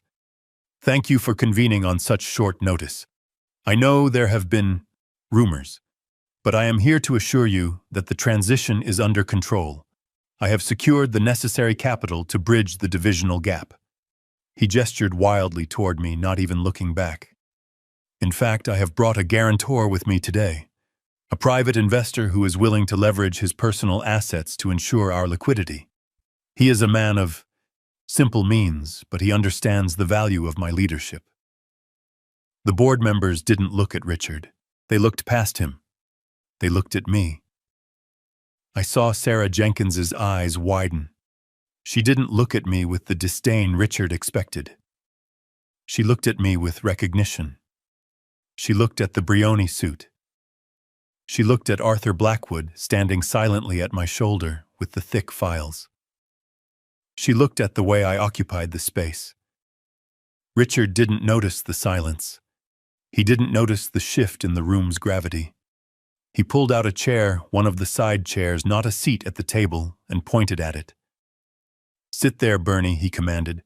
"I have the papers right here. Just a standard lien on your property. We will get this signed, and then I can get back to running this company." I didn't sit. I walked past the chair. I walked past Richard. I could feel the heat coming off him, the desperate, frantic energy of a man trying to hold back the tide with a spoon. I walked to the head of the table, to the empty chair, at the very front, the chair reserved for the CEO. The chair Richard thought was his. Bernie, Richard hissed, grabbing my arm. "What the hell do you think you are doing? That is not your seat. Get back over there before you embarrass me." I stopped. I looked down at his hand on the sleeve of my $6,000 suit. I looked at it until he felt the weight of his mistake. He pulled his hand back as if he had touched a hot stove. I turned to face him. The room was deathly silent. The only sound was the hum of the hard drives in the server room next door, and Richard's jagged breathing. I am not here to sign a loan, Richard, I said. My voice wasn't loud, but it filled the room. It bounced off the mahogany and the glass. It carried the weight of 40 years of hard labor and 3 decades of corporate warfare. Richard blinked, his smile faltering. What? Of course you are. We talked about this. You are here to save your shop. I reached into my pocket. I pulled out the crumpled $20 bill he had thrown at me in the garage. I smoothed it out on the polished wood of the boardroom table. I am returning your gas money, I said. Then I reached into my inner jacket pocket. I pulled out a single thin envelope. It wasn't a loan document. It was a single sheet of paper with the letterhead of Kowalski Logistics embossed in silver at the top. And I am here to accept your resignation, I said. Richard stared at the paper. He stared at me. He looked at the board members, looking for an ally, looking for someone to laugh at the joke. But no one was laughing. Sarah Jenkins was looking down at her hands. Marcus Thorne was studying a file that Blackwood had just slid across the table. What is this? Richard whispered. Who are you? Arthur Blackwood stepped forward. He opened his briefcase with a click that sounded like a gunshot. Mr. Van Dort Blackwood said, his voice smooth and lethal. This is Mr. Bernard Kowalski. He is the founder and sole proprietor of Kowalski Logistics. And as of 6 a.m. this morning, he is the majority shareholder and new chairman of the board of Sterling Industries. The color drained from Richard's face so fast it looked like the blood had simply evaporated. He staggered back, hitting the edge of the table. No, he gasped. No. That is impossible. He is a mechanic. He is a pig. I walked around the table. I stood behind the CEO's chair. I placed my hands on the leather backrest. I am the pig, Richard, I said. And this is my farm. I sat down. Now, I said, looking at the man who was suddenly very small in his wrinkled tuxedo. Let's talk about the $1.5 million you stole from the pension fund. The silence in the boardroom was heavy, a physical weight that pressed down on the mahogany table and the chest of every person in the room. Richard Van Dort sat frozen in the chairman's seat, his hands gripping the leather armrests so tightly that his knuckles were white. He looked like a king who had just been told his castle was built on a sinkhole. He blinked rapidly, his brain struggling to bridge the gap between the reality he had constructed and the truth that was currently standing behind him. He looked at the single sheet of paper on the table, the letterhead of Kowalski Logistics, and then he looked up at me. His eyes were wide, glassy, and filled with a desperate, frantic denial. You are lying, Richard whispered. His voice was a dry rasp that barely carried across the table. This is a joke, a sick, twisted joke. You hired these people. You hired actors. You rented a suit. You are trying to scare me because I threatened your little shop. Well, it is not working, Bernie. It is not working. He looked around the table, his eyes darting from face to face, seeking an ally, seeking a nod of confirmation that this was indeed a farce. He looked at Sarah Jenkins, the chairwoman. Sarah, tell this mechanic to get out of my office. Call security. Have him arrested for trespassing. Sarah Jenkins did not look at Richard. She looked at me. She picked up the file that Arthur Blackwood had placed in front of her. She opened it. The sound of the turning page was the only noise in the room. She scanned the first page, her expression unreadable. Then she looked up. Mr. Kowalski, she said, her voice cool and professional.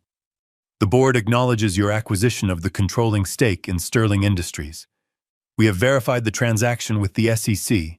The transfer of ownership was finalized at 6 a.m. this morning. We are ready to proceed with the agenda you have outlined. Richard flinched as if she had slapped him. What?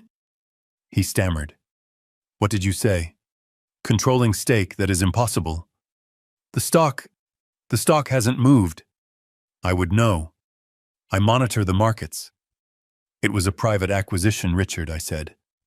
My voice was calm, the voice of a man explaining gravity to a child who had just jumped off a roof. I bought the debt. I bought the outstanding shares from the silent partners you ignored. I bought the bank that holds the note on this building. I didn't just buy the company.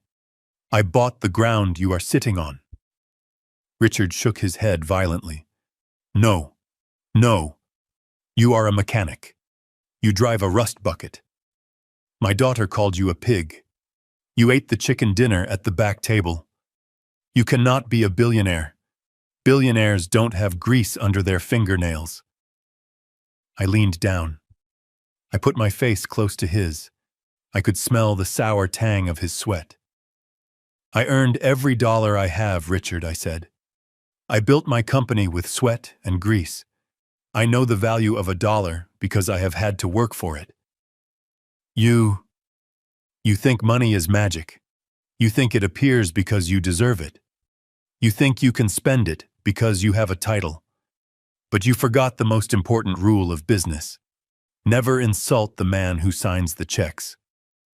Richard tried to stand up, but his legs seemed to fail him. He slumped back into the chair. Get out, he wheezed. Get out of my office. It is not your office, I said. And that is not your chair. I stepped back and nodded to Arthur Blackwood.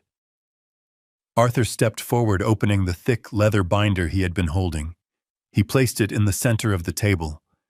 It landed with a heavy thud, a sound of finality. Mr. Van Dort, Arthur said, his tone clinical and sharp. This is the preliminary forensic audit of the North American Sales Division for the fiscal years 2019 through present. It was conducted by an independent team of auditors over the last 72 hours. Richard stared at the binder. He looked like he wanted to vomit.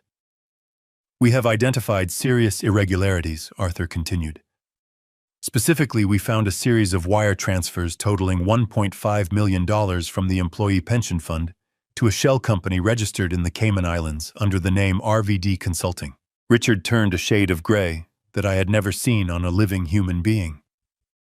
Those were legitimate consulting fees, he choked out. For market analysis. External contractors. Arthur flipped a page in the binder. We traced the ownership of RVD Consulting, he said.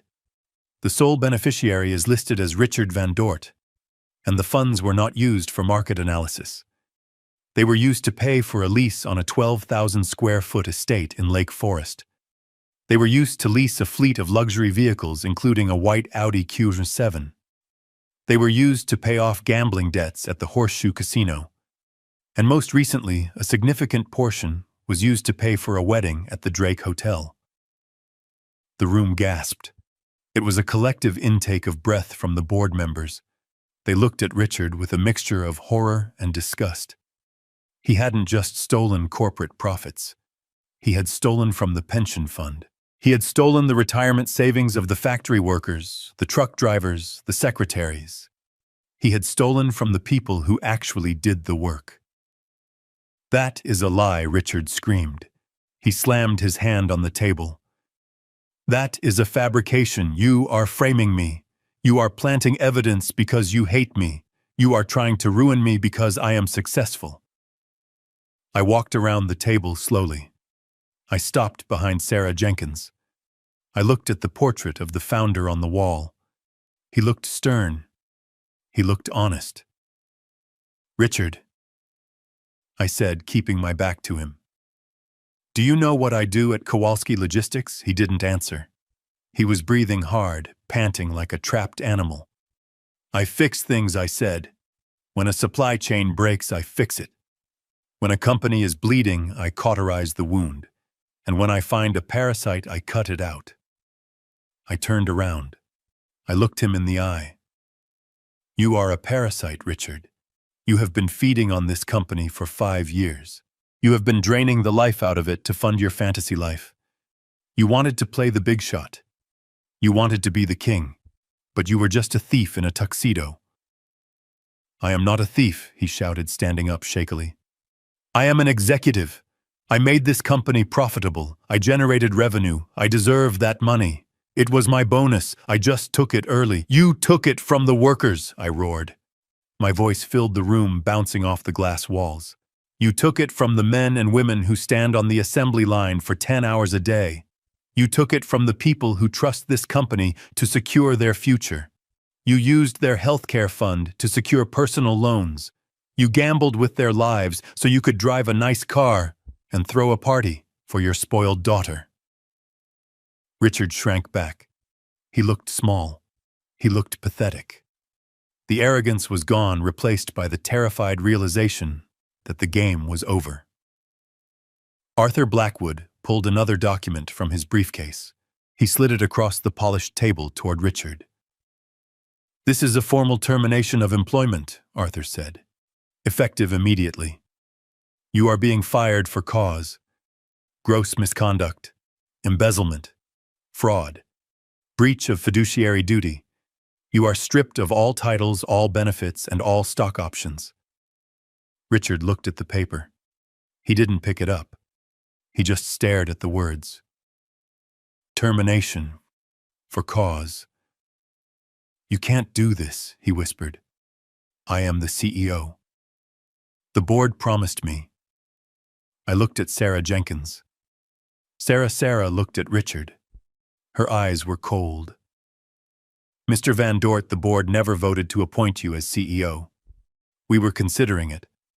But in light of this information, and under the direction of our new chairman, Mr. Kowalski, the motion is withdrawn. You are fired. Please vacate the premises immediately. Richard looked around the room. He saw the faces of his colleagues, the people he had bragged to, the people he had bullied. He saw no sympathy. He saw only judgment. He looked at me. He looked at the mechanic he had tried to crush. Bernie, please, he begged. His voice broke. Please, let's talk about this. I can pay it back. I can work it off. Don't do this. I will lose everything. My house, my reputation. I will go to jail. I walked toward him. I walked until I was standing right in front of the chair he was still clinging to. The CEO's chair. You should have thought about that before you called me a pig, I said softly. You should have thought about that before you threatened my shop. You should have thought about that before you stole from your own people. I pointed to the door. Get out of my chair, Richard. He hesitated. For a second, I thought he was going to fight. I thought he was going to swing at me. But then his shoulders slumped. The energy left his body. He was empty. He let go of the armrests. He stepped away from the chair. He looked like he had aged 10 years in 10 minutes. He started to walk toward the door. His steps were heavy, shuffling. He didn't look at anyone. He just looked at the floor. Wait, I said. He stopped. He turned around, a flicker of hope in his eyes. Maybe he thought I was going to offer him mercy. Maybe he thought I was going to give him a severance package. I reached into my pocket. I pulled out the crumpled $20 bill. I walked over to him. I took his hand, his limp, clammy hand, and I pressed the bill into his palm. I closed his fingers around it. You dropped this, I said. You might need it for the bus. I hear the parking garage is expensive for non-employees. He looked at the money. He looked at me. A single tear rolled down his cheek. It wasn't a tear of remorse. It was a tear of self-pity. He turned and walked out the door. The silence in the room held for a long moment after he left. Then I turned back to the table. I looked at the empty chair at the head of the table. The black leather was still warm. I walked over to it. I sat down. It was comfortable. It was solid. It felt right. I looked at the board members. I looked at Arthur. I looked at the view of the city skyline through the floor-to-ceiling windows. I saw the city that Richard had tried to conquer with lies. I saw the city that I had built with steel.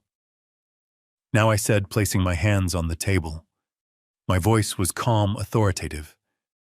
The voice of the chairman. We have a lot of work to do. We have a pension fund to replenish. We have a company to rebuild, and we have a culture to change. I looked at Sarah Jenkins. First order of business, I said. I want a full audit of every executive expense account. If anyone else has been using company money for personal luxury, I want them gone by noon. We are going back to basics. We are a manufacturing company, not a country club. Sarah nodded. Yes, Mr. Chairman. And Arthur, I said. Yes, sir, call the district attorney. Tell him we are ready to file charges against Richard Van Dort. Tell him we have the evidence. Tell him we have the confession. And tell him I want him picked up before he leaves the building. I don't want him fleeing the jurisdiction. Arthur smiled. A shark's smile. Already done, sir. There are 2 detectives waiting in the lobby. They will meet him at the elevator. I nodded. Good. I leaned back in the chair. I thought about Jason. I thought about Brittany. I wondered if they were watching the news. I wondered if they had seen the stock ticker. I wondered if they knew that the roof over their heads, the roof Richard had promised them, was about to collapse. They had called me a pig. They had laughed at me. They had tried to erase me. But pigs are survivors. Pigs are smart. And when you wrestle with a pig, you both get dirty, but the pig likes it. I looked at the agenda on the table. Item 1, Introduction of New Leadership. I picked up a pen. It was a cheap plastic pen I had in my pocket. I clicked it. Let's get to work, I said. The board members opened their files. The meeting began. I was Bernard Kowalski, the butcher, the chairman, the pig, and I was just getting started. I did not stay in the boardroom to accept the congratulations of the directors. I did not stay to drink the expensive coffee or look at the view of the lake. I had one more piece of business to attend to, and it was taking place 45 floors down in the lobby. I signaled to Arthur Blackwood, and we took the private executive elevator down. It was a silent ride. The kind of silence you experience in a church or a morgue. The silence of a reckoning. When the elevator doors slid open, the scene in the lobby was chaotic. Richard Van Dort had made it as far as the security turnstiles. He was red-faced, shouting at the 2 detectives who were blocking his path. He was waving his arms, pointing at the ceiling, probably threatening to have their badges. But the detectives were not impressed. One of them, a tall man in a cheap suit that reminded me of my own from the wedding, spun Richard around and slammed him against the marble reception desk. I stopped near the elevator bank. I watched as the cold steel of the handcuffs clicked around Richard's wrists. I saw the moment his spirit broke. His shoulders collapsed. His head dropped. The loud, arrogant man who had thrown $20 at me in a garage was gone. In his place was a criminal facing 20 years for fraud. But the show was not over. Just as the detectives were reading Richard his rights, the revolving doors at the main entrance spun open. Jason and Brittany burst into the lobby. They looked like refugees from a high-fashion war zone. Jason was wearing wrinkled chinos and a polo shirt that had clearly been pulled out of a laundry pile. Brittany was wearing sweatpants and oversized sunglasses, her hair a bird's nest of tangles. They had obviously come hoping to catch Richard on his first day as CEO. They had come looking for a handout. They had come looking for a savior. Instead, they found their savior in cuffs. Daddy Brittany screamed. Her voice echoed off the vaulted ceiling, sharp and shrill. She ran across the polished floor, her flip-flops slapping against the stone. "What are you doing to him? Get your hands off him! He is the CEO!" One of the detectives stepped between Brittany and her father. "Ma'am, step back. This man is under arrest for grand larceny and securities fraud." Brittany stopped dead. She pulled off her sunglasses. Her eyes were wide-rimmed with red. "Arrested," she whispered. "That is a lie. That is a mistake. Tell them, Daddy. Tell them who you are." Richard looked up. He looked at his daughter. He looked at Jason standing behind her. And then his eyes drifted past them, locking onto me. He did this, Richard croaked. He pointed his chin at me because his hands were bound behind his back. The mechanic. The pig. He set me up. He bought the company just to ruin me. Jason and Brittany turned slowly. They saw me standing by the elevators. They saw the Brioni suit. They saw the security detail. They saw Arthur Blackwood standing at my shoulder like a reaper. They looked at the receptionists, the security guards, the employees who had gathered to watch. Everyone was looking at me with respect, with fear. The reality of the situation crashed down on them. The house was gone. The car was gone. The open bar was gone. And now the rich father-in-law, the golden ticket, was going to prison. They looked at me, and for the first time they didn't see an ATM machine. They saw the owner of the bank. Brittany ran to me. She didn't run to scream. She didn't run to fight. She ran to beg. She threw herself at my feet, literally. She dropped to her knees on the cold marble floor, grabbing the hem of my trousers with desperate clawing hands. "Bernie," she sobbed. "Oh my God, Bernie. Please. You have to stop this. You have to help him. He is the grandfather of your grandchild. You can't let him go to jail. Think of the baby. Please think of the baby." I looked down at her. Yesterday she had called me a pig. Yesterday she had told me I would never see the child. Yesterday she had laughed while I was humiliated. Today she was on her knees, using the pregnancy as a shield, trying to manipulate the man she despised, because he was the only one left standing. I stepped back, pulling my pant leg from her grip. I brushed the fabric as if she had left a stain. "Get up, Brittany," I said. My voice was ice. "You are embarrassing yourself." She looked up at me, tears streaming down her face, ruining her makeup. "But we are family," she wailed. "You said you wanted to be a grandfather. You can't destroy your family." I looked at Jason. He was standing a few feet away, staring at me with his mouth open. He looked terrified. He looked weak. "I wanted to be a grandfather," I said, "but you made it very clear last night. You said I was a ghost. You said the child would be a Van Dort. Well, look at the Van Dort legacy, Brittany. It is standing over there in handcuffs. That is the name your child will carry. A thief's name." She shook her head violently. No, I didn't mean it. I was stressed. I was hormonal. We can change the name. We can name him Bernard. Little Bernie. We will let you see him every day. Just please fix this. Buy the company. Drop the charges. Give us our house back." She was bargaining. She was selling the naming rights to her unborn child for a lease on a Victorian house. It was disgusting. It was transactional. It was exactly who she was. "It is too late," I said. "You don't get to negotiate with me anymore. You bet on the wrong horse, and now you have to walk home." The detectives began to drag Richard toward the exit. He didn't fight. He just hung his head. Brittany scrambled to her feet and ran after him, screaming for him to do something to fix it, to be the powerful man he promised he was.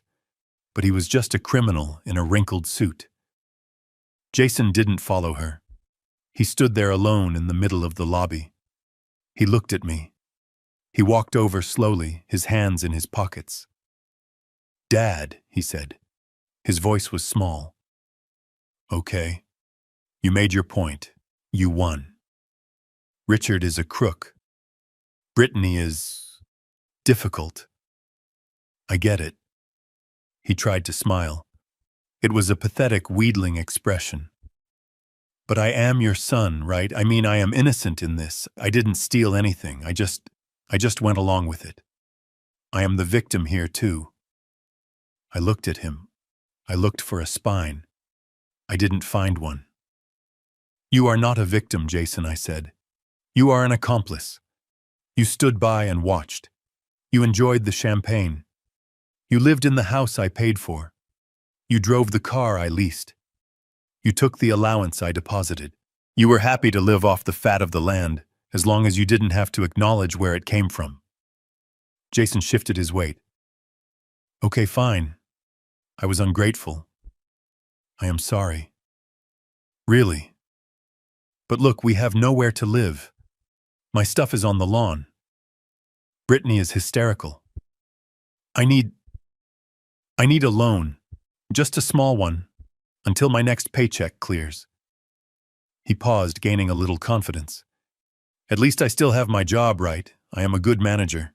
I have a career. I can rebuild. I just need a bridge loan until payday. I looked at Arthur Blackwood. Arthur reached into his briefcase and pulled out a single white envelope. He handed it to me. Jason, I said. Who do you work for? He blinked, confused. I work for Midwest Logistics Solutions. I am the regional distribution manager. You know that. And who do you think owns Midwest Logistics Solutions? I asked. He frowned. I don't know. Some holding company. The Synergy Group or something. I tapped the envelope against my hand. Synergy Group is a wholly owned subsidiary of Kowalski Logistics, I said. I bought that company 4 years ago. I installed the management team. I created your position, Jason. I told them to hire you. I told them to pay you 20% above market rate. I told them to ignore the fact that you were late 3 times a week. Jason's face went white. No, he whispered. No, that is not true. I earned that job. You earned nothing, I said. I gave it to you, just like I gave you the house, just like I gave you the wedding. I built a world for you where you could pretend to be a success. But I am done building. I handed him the envelope. This is your termination notice, Jason. You are fired, effective immediately. Your company phone will be deactivated in 10 minutes. Your company credit card has already been canceled. Jason took the envelope. His hands were shaking so hard, he almost dropped it. Dad, you can't, he gasped. You can't fire me.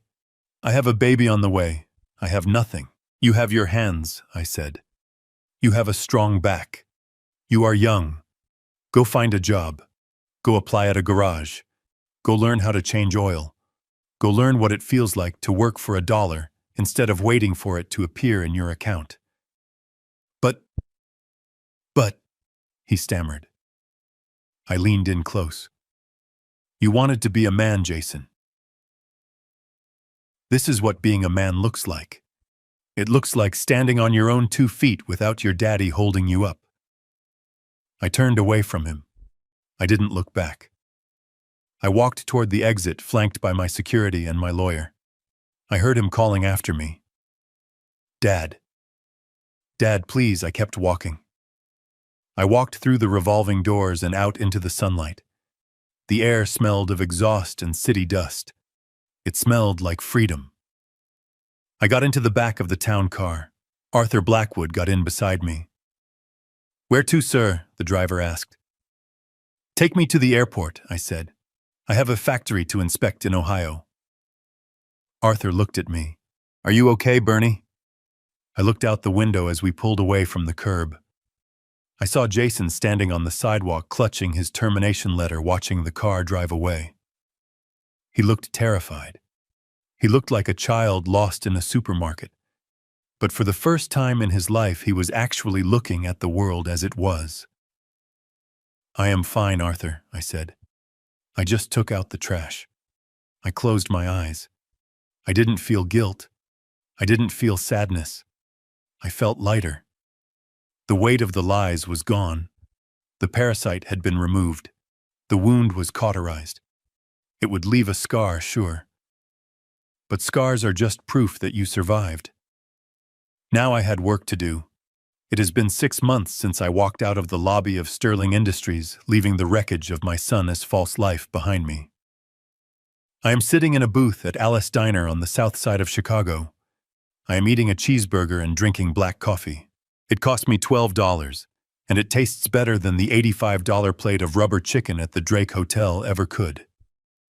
I am not wearing the Brioni suit today. I am wearing flannel and jeans. I am back to being Bernie. But I am a Bernie who sleeps soundly at night. I did not keep the money I saved from cutting off Jason. I did not buy a yacht or a summer home in the Hamptons. Instead, I bought an old warehouse 3 blocks from my first garage. I gutted it. I filled it with the best lifts, the best tools, and the best diagnostic equipment money can buy. I put a sign out front. The Kowalski Trade Institute. Tuition is free. The only requirement is that you show up on time, you work hard, and you aren't afraid to get your hands dirty.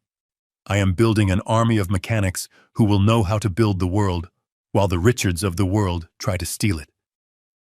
As for Richard Van Dort, he traded his tuxedo for an orange jumpsuit. The trial was short. The evidence was overwhelming. He took a plea deal to avoid the maximum sentence, but he will still be a guest of the state for the next 8 years. His leased mansion is empty. His reputation is ash. Jason and Brittany did not last the winter. When the money dried up, so did the love. It turns out their marriage was based on a credit limit, and when that hit zero, there was nothing left to hold them together. They divorced 3 months ago. I drove past a lumber yard last Tuesday. I saw a man in a safety vest sweeping sawdust near the loading dock. He looked thinner. He looked tired. He looked older. It was Jason. I didn't stop. I didn't wave. I just watched him for a moment. He was working. He was sweating. He was earning his paycheck. For the first time in his life, he was building character instead of debt. Maybe one day he will be ready to talk to me. Maybe one day he will understand that the broom in his hand is more valuable than the silver spoon he thought he deserved. Until then, I will let him sweep. Brittany is working at a cosmetics counter at the mall.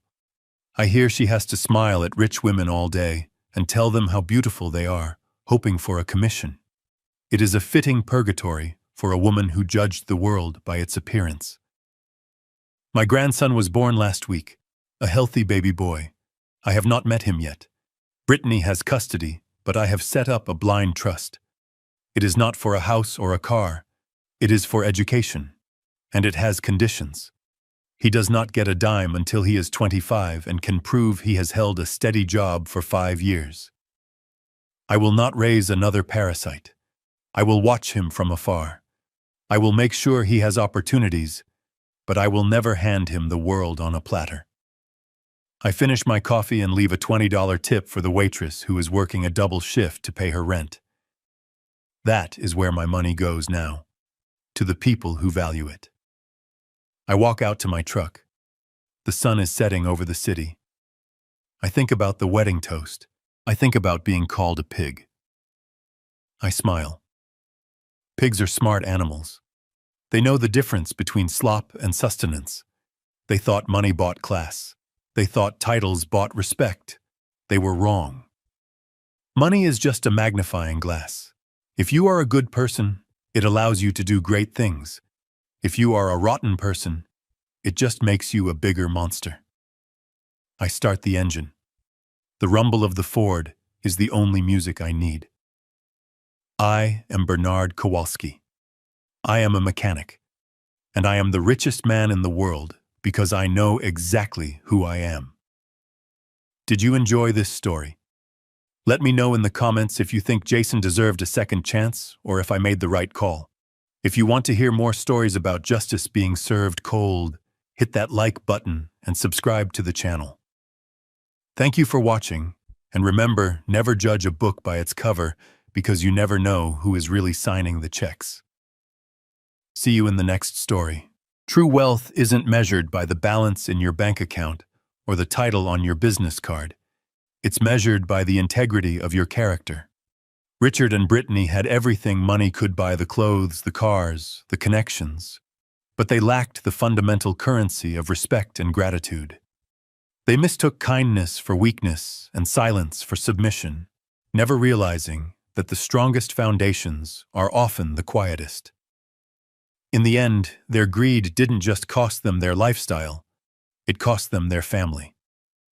A legacy built on lies will always crumble, but a life built on honest work and loyalty is bulletproof. If this story reminded you that character always outlasts cash, hit that like button and share it with someone who needs to hear it, and don't forget to subscribe for more stories where the underdog finally bites back.